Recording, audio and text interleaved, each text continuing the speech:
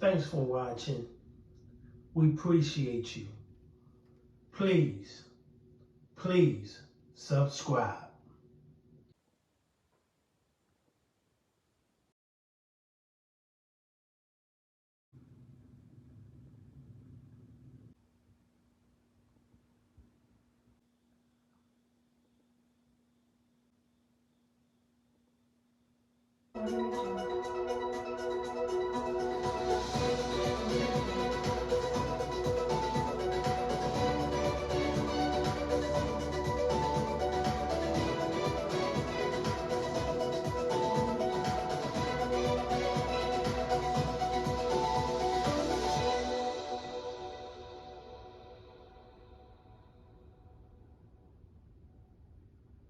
Carjackings to robberies and shootings, crime is up across the board in Baltimore. More than 500 people have been shot in Baltimore and survived this year. That is enough to fill about 10 school buses. Well, tonight we're seeing the consequence of the crime rise.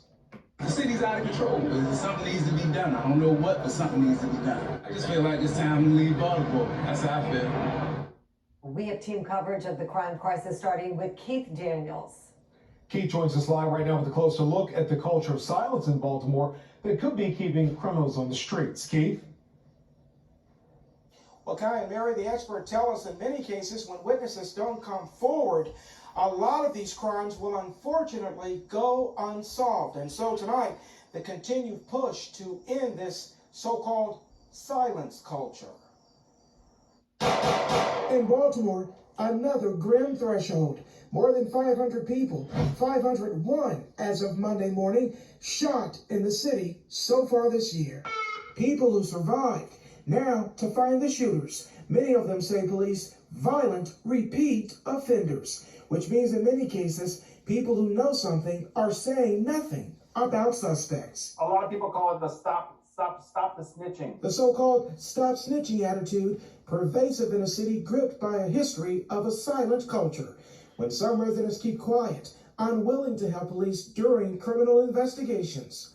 Dr. Christopher Herman, It's a nationwide problem. Is an assistant professor at the John Jay College of Criminal Justice in New York. I think the problem is exacerbated, or the problem gets worse once we go into these higher crime communities, because a lot of these higher crime communities have fractured or newly fractured relationships with the police. Still, police and city officials make the familiar appeals to the people of the city.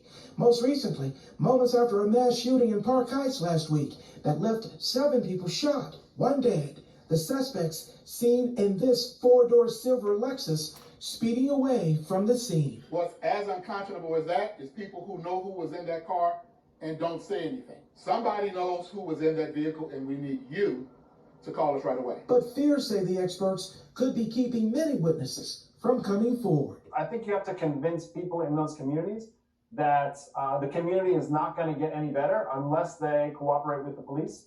And the police need to be able to convince the people, the witnesses, or the people that they're going to interview, that cooperating with the police is not going to get them in trouble. If I see something, I'm gonna say something. They out here, they killing kids now. They don't care who they shoot, they don't care who they killing.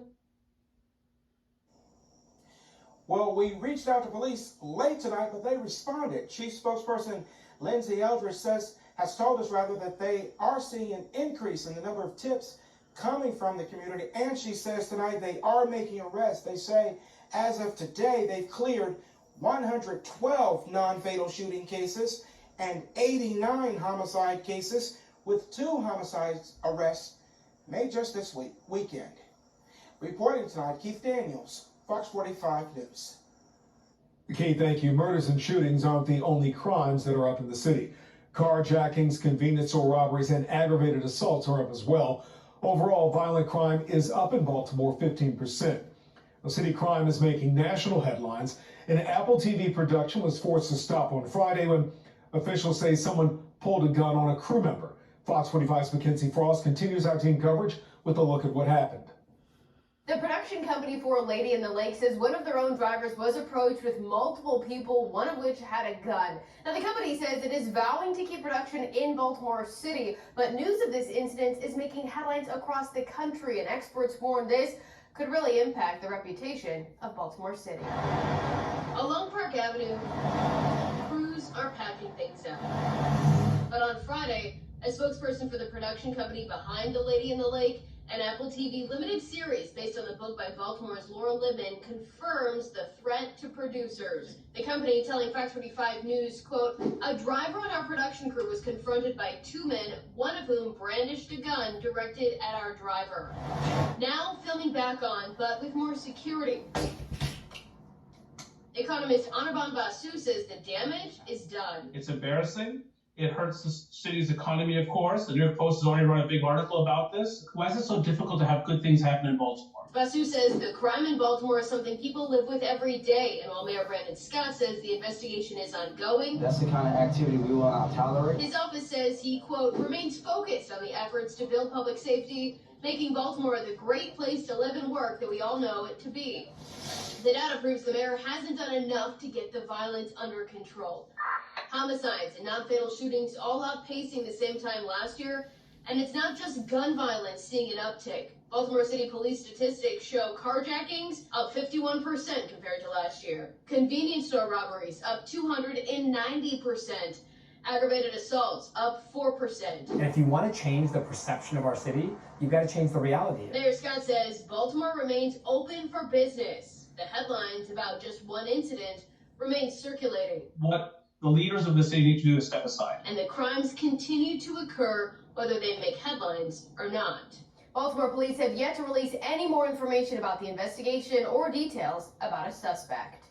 Mackenzie Frost, Fox 45 News. Well, it has been a violent summer in Baltimore overall. This June was the deadliest the city has seen in years. We've seen several high-profile crimes, including last week's mass shooting and squeegee kids attacking drivers. Police say one of them shot and killed a man in July. Now, despite all that, the mayor has stuck by his crime plan, saying city residents need to take personal responsibility to stop the violence.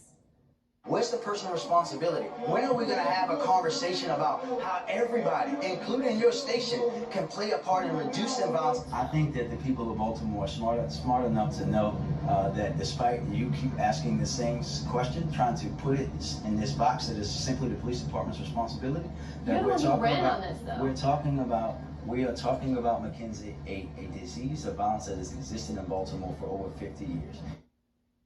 Well, the mayor had promised to reduce homicides by 15% each year he spent in office, but that hasn't happened yet. Experts say the mayor needs to take more responsibility for the problems facing Baltimore.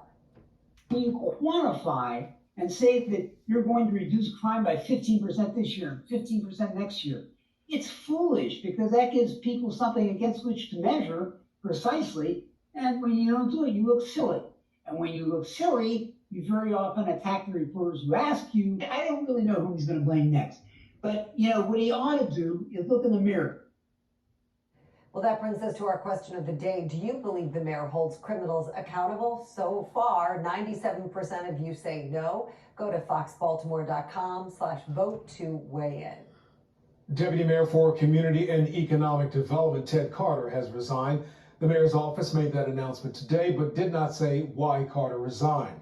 Last week, the Baltimore Brew reported that he was under an internal investigation through Human Resources.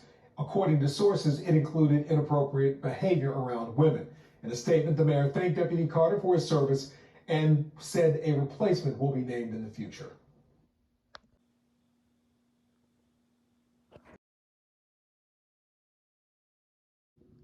Thanks for watching. We appreciate you. Please subscribe.